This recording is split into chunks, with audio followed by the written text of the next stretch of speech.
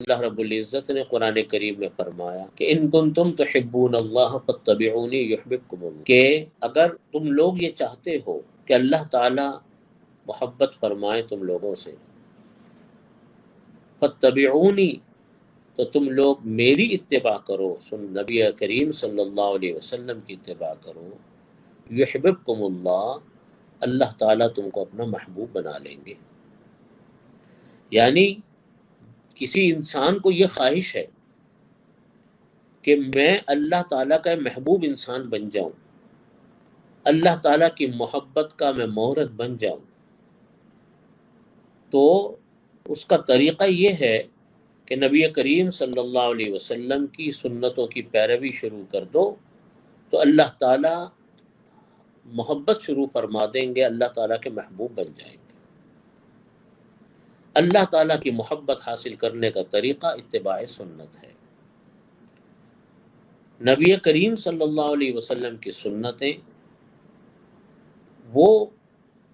زندگی کے ہر مرحلے کے اوپر ہیں، اور ایسی جامع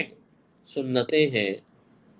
کہ اللہ تعالیٰ مجھے اور تمام حضرات، تمام مسلمانوں کو اس کی توفیق عطا فرمائے سنتوں کی پیروی کی۔ جس انسان کو یہ دولت نصیب ہو گئی سنتوں کی پیروی کی،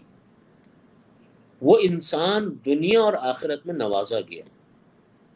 وہ انسان کامیاب ہو گیا، اس لیے کہ دنیا اور آخرت کی فلاح و بہبود، دنیا اور آخرت کی بھلائی وہ نبی کریم صلی اللہ علیہ وسلم کی سنتوں کو ماننے میں ہے۔ ورنہ آپ دیکھیے، جہاں انسان سنتوں کو چھوڑتا ہے، جہاں انسان نبی کریم صلی اللہ علیہ وسلم کے طریقوں کو چھوڑتا ہے، وہاں طرح طرح کی گمراہیوں میں، طرح طرح کی بدعمالیوں میں، طرح طرح کی بدعات میں انسان مبتلا ہوتا ہے۔ سنت ایک ایسا طریقہ ہے، سنت ایک ایسا راستہ ہے جو ہمارے لیے صرف ضروری ہی نہیں ہے آخرت کے لیے، صرف آخرت کے لیے ضروری نہیں، بلکہ دنیا اور آخرت دونوں کے لیے ضروری ہے۔ کوئی انسان یہ چاہے کہ مجھ کو دنیا اور آخرت کی کامیابیاں مل جائیں، سکون مل جائے، راحت مل جائے، خوشیاں نصیب ہو جائیں، اس کا بہترین طریقہ اتباع سنت ہے۔ آپ دیکھ لیجئے، جن لوگوں کو اللہ تعالیٰ سنتوں کی اتباع کی توفیق عطا فرماتے ہیں، ان کی زندگی بڑی پرسکون، بڑی خوشیوں والی، بڑی راحتوں والی ہوتی ہے۔ لوگوں کے ذہنوں میں یہ بات بیٹھی بھی ہوتی ہے کہ جی اتباع سنت اگر ہم نے کی، سنتوں کی پیروی کی، ہم تو دنیا سے کٹ جائیں گے، ہم تو صرف دین کے کاموں میں لگے رہیں گے، ہمارا دنیا سے کیا رابطہ ہوگا۔ یاد رکھیے، یہ تصور بالکل غلط ہے، بلکہ نبی کریم صلی اللہ علیہ وسلم کی سنتوں کی پیروی یہ انسان کو اور زیادہ جوڑتی ہے ماحول سے، اور زیادہ جوڑتی ہے لوگوں سے،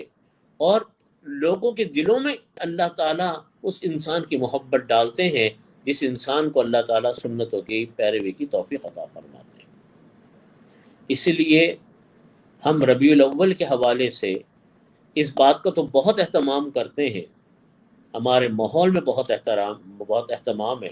کہ جی ہم اس کے جلسے کرتے ہیں، ہم اجتماعات کرتے ہیں، نبی کریم صلی اللہ علیہ وسلم کی سیرت طیبہ بیان کرتے ہیں۔ یقیناً بڑے اجر و ثواب کی بات ہے، آپ صلی اللہ علیہ وسلم کا نام نامی لینا، آپ صلی اللہ علیہ وسلم کا ذکر مبارک کرنا، یقیناً بہت خیر و برکت کی بات ہے۔ لیکن اصل کوشش صرف ماہ ربیع الاول کی نہیں، یہ کوشش پورے 12 مہینے کی ہے کہ ہمارے اندر یہ جذبہ پیدا ہو، ہمارے اندر یہ فکر پیدا ہو کہ ہم نبی کریم صلی اللہ علیہ وسلم کی سیرت طیبہ کو اپنانے کی فکر کریں۔